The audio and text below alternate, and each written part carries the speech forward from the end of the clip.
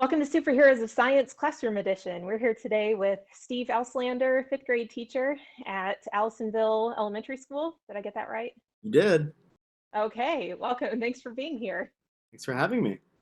Yeah. Steve, we appreciate your time. We appreciate, we know struggling through doing the remote teaching and stuff, you're kind of busy with that. But I'm going to say I've known you for quite a few years now as a classroom teacher, and we did partnerships and always been impressed with what you do. And so I think you're definitely someone who needs to, you do share the stuff that you do, but we're going to try to get it out to a bigger audience and let a few more people get ideas from your successes and failures.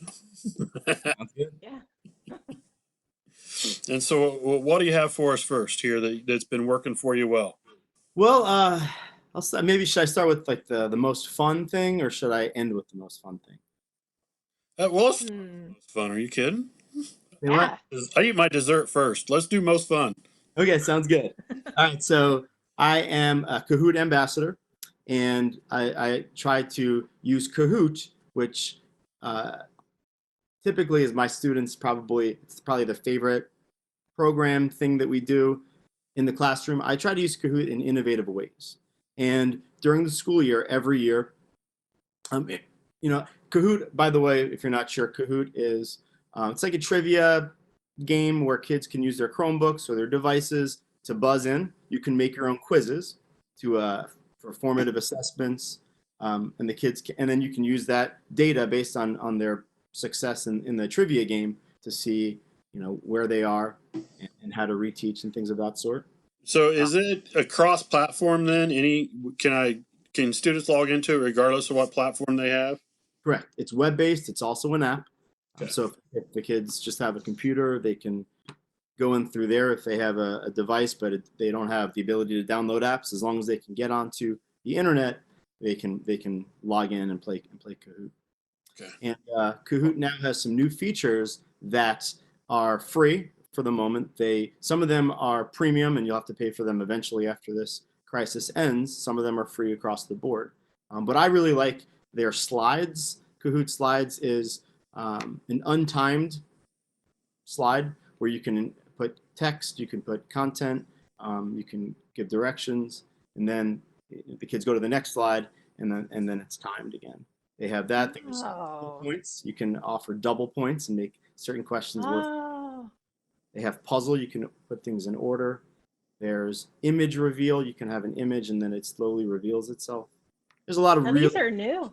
You said these are new features. Wow. They come out with all the cool stuff. I like slides the best, and that's for like a reading comprehension type quiz. You can say, okay, pause, go to this tab and read this text, and then in 2 minutes I might say, okay guys, we're going to go to the next slide. If we're in the classroom, they would have a book in front of them. I would give them a pause, time to read. Okay. Yeah. With Kahoots, you can do it two ways. One way you can play it is a live game, where if everyone's actually in the classroom, you're all together, you do it live in person. But if you are doing it remotely, you can also do it live. And this is how I do it. And I'll talk about my Family Kahoot Fridays in a moment. Just start with what you would do with your own class. So if you wanted to do it live, your students will actually need to have 2 devices, which is not always easy. But when you think about it, not that many parents have flip phones anymore. Typically, there's at least one smartphone in the house. And hopefully they might have a computer as well. So sometimes it's dependent on having 2 devices. But what you can do is you host a Zoom or a Google Meet or any type of web conference. You get the kids to log in. And then you share your screen with the children. And once you share your screen, they see what's on your screen, obviously, and then you launch Kahoot. And then all the students see the game pin on their screen. So they take out their smartphone or their additional device, and they go to Kahoot.it and they enter the game pin. And now it doesn't matter that the fact that they're not in the same building as you, they can be anywhere in the world, and they can access that same game with the game pin. Oh, well, that's Their cool. phone as a remote control. And then you run the game on your computer, and the kids, and they get to buzz in on their devices. So Wow. it's just kind I'm of glad you explained that. I've seen where the kids are doing Kahoot Live kind of remotely, and I wasn't for sure, but that makes a lot of sense. So if I've never used Kahoot, which I haven't, so I guess it's more than an if for me. How do I get started? How's this work? So you want to create a free account on Kahoot, and then it's pretty easy. Basically, you just then create your first quiz, and you come up with a title for it, and then you can see the different ways to make questions. You press the plus button, and you can make a regular quiz question. They even have a question bank. So if you were wanting to make a quiz, you can type in certain questions, and they show like a question bank that you can just borrow from. Nice. You can look for previously created Kahoots, and then you can copy it and just change a couple things, or you could just make your own. Okay. There's a lot of ways, and if you just dive in and play with it, it's pretty easy to figure out. Mm-hmm. And so there's the live one, and what's the other? Is that like self-paced? Self-paced, correct. And they call it web challenges, but it's basically self-paced. And so you create the quiz, and then if you click that option, you send out the link to that self-paced web challenge to your students on Canvas or Google Classroom or whatever learning management system the teachers would use. And then the students will click on that link, and they can do that Kahoot at their own pace whenever they want to do it. But the leaderboard updates. Oh. By the end of the assignment, you can see who won the Kahoot.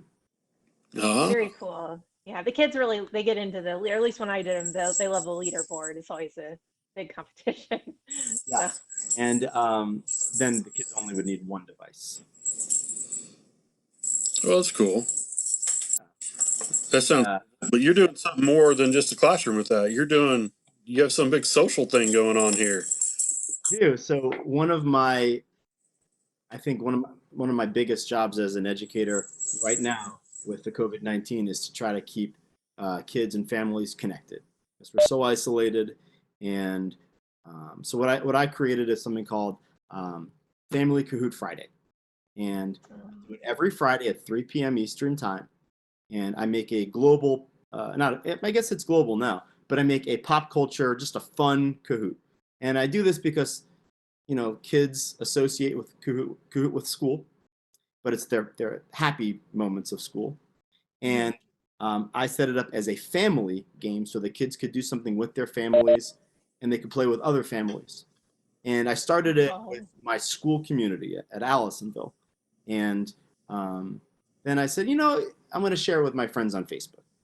And before you know it, people were sharing with their friends on Facebook. And that's actually right? And so my first one had, 70 players, which is pretty cool. Wow. Yeah. And then I keep doing it every Friday. And then I wrote a blog post about it for Kahoot. And last week I had over 285 registrations from families all over the world, literally all over the world. Russia, the Czech Republic, Guatemala, literally all over the world. And what's the most inspiring thing for me is I've heard from probably about 20 teachers saying, this is great. I want to do this in my school community. How do I do this? Help me. And then, last Friday I had tons of teachers who did it so they could see what it would look like, so they could do something like this with their school communities too.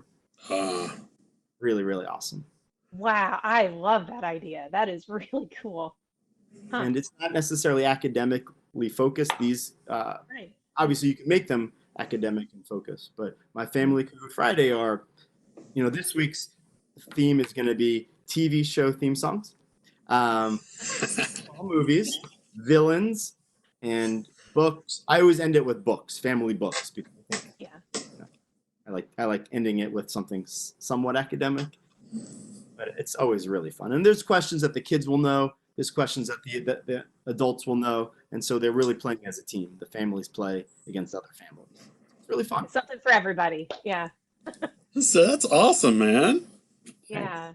I didn't realize it was that big. I mean, I saw you posted it on Facebook there, and I'm like, oh, that's something cool that he's doing. But holy moly.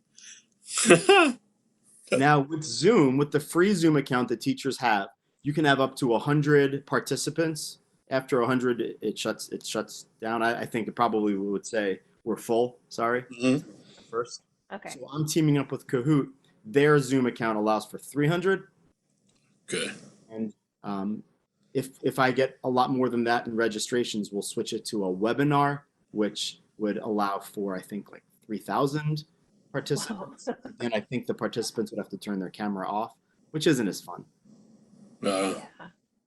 So I like to keep it as a regular call. But what you have to really be strict with the security.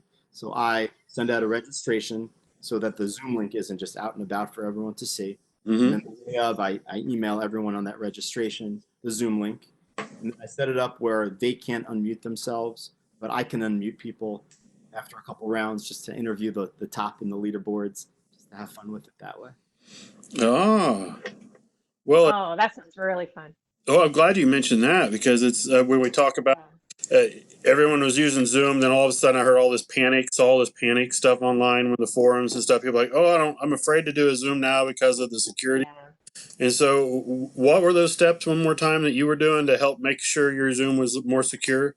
Absolutely, yeah. So because I'm tweeting and putting on Facebook, and you always get worried that people are going to get that Zoom link that shouldn't hmm have it. So now I post the registration link. I make a Google form, and for people to register, and I get all the emails. Got to make sure you get the emails. Then I copy and paste all those emails and send out a message to everyone on the form the day of the event. And I message them the Zoom link and the Zoom information and say, please don't share the link, just use it. And yeah, and then once everyone joins in, they come in muted automatically, and hmm it's set up where only I can unmute people. So what I do is after a couple rounds, I'll say, okay, wow, the hackers are in first place. Who are the hackers? And they'll tell me in the chat, and then I'll unmute them, and I'll say, so where are you from? And just have a little bit of a fun little interview, just to build the drama. Wow. Yeah. That's awesome. That's awesome, and it's funny. It's as you know, and I guess the other people listening may some do. My wife is also a teacher, and as soon as we start talking about security thing, I saw her kind of go away from her computer to listen to how what's he doing. Yeah. And so I think that's something that we all kind of need some suggestions on. So I'm glad you mentioned that. Yeah, absolutely. Yeah. So what else you have? I know there was something else you mentioned when we were talking. Yeah. Yeah, you had mentioned doing some meetings, kind of, like breakout meetings through Zoom with your students. Can you tell us a little more about that? Absolutely. So I'm really lucky in that I have a fantastic student teacher from Wow. university. His name is Jake Single. He's fantastic, and it's kind of an interesting experience for him because he's getting a lot of remote learning experience that he wouldn't have had otherwise. He's great. And so what I do is, one of my real focuses is teaching math in elementary school. I can't even imagine if kids miss 2 months of math curriculum or 2.5 months. Mm-hmm. As they go into 6th grade, I feel like that'd be a real disservice for them. So I'm really making sure that I teach 3 really good math lessons a week.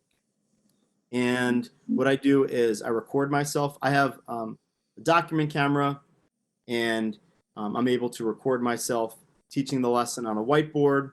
I can switch back and forth. I use Screencastify. Okay. Okay. I'm able to record myself teaching the lesson, and then I upload it and I put it into Edpuzzle. And Edpuzzle is I've been using it for a long time. It's one of my favorite tools. It's free. And what you can do is you can take your video and embed questions in Edpuzzle. So I used to make videos for my students, and they would just either not listen to it, or they would I would always at the end say, hey, if you listen to my video, tell me my dog's name. And they would always figure out, if I fast forward to the end, I'll find out the mystery question. I'll message Mr. A, and he'll never know, So, dang, I wish there was a way to know if they really watched my video. And so Edpuzzle came along, and so then I embed questions in, and it's easy to do.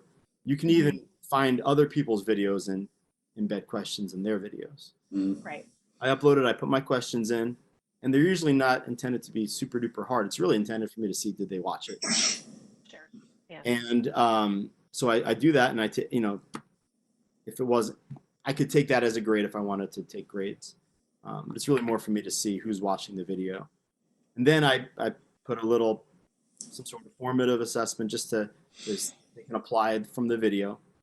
And then every day, Tuesday, Wednesday, Thursday, at 3 p.m., I host a Zoom meeting to go over the math with the kids. So, let's say 12 kids join that Zoom meeting. What I do is I do in Zoom what's called a breakout. And basically what I can do is I click breakout, and then I assign 2 rooms. One I assign Mr. Auslander, the other one I assign as Mr. Single. And then I look at the day's work, where I look at who's typically pretty strong with math. And then I assign the kids appropriately. So one group will have some of the higher performing students with math, and the other teacher will get maybe the students are struggling a little bit or need a little extra support. And the next day we'll switch. And so it's more differentiated instruction in small groups, where we go over, see what where the kids struggled, or we see where they're doing well, and maybe challenge them a little bit further. And so every day, 3 days a week, they're getting a really good lesson, a video lesson. They're getting a chance to practice, and they're getting a chance to meet with a teacher to go over that lesson. Wow. I love that you're incorporating the different platforms. I think I've just started looking at Edpuzzle a little bit, and I think that's an excellent way of showing the notes, like you're saying, to check it, and then to provide that mode for differentiation with your kids too, that that you can use your student teacher. I think that shows the student teacher a great classroom management technique for online learning as well. I mean, there's just so many good things in that. It's so how you did that. I know Sarah's used Edpuzzle and stuff. Again, I made an account and looked at it. I'm like, okay, it looks cool, but I didn't do anything. So what you did was you taught you did a video teaching the math lesson. Then you uploaded it to the Edpuzzle, right? So what I tend to do, I think it's easiest this way, and it takes up less room on my computer, is with Screencastify, which is a Chrome extension, a Chrome add-on.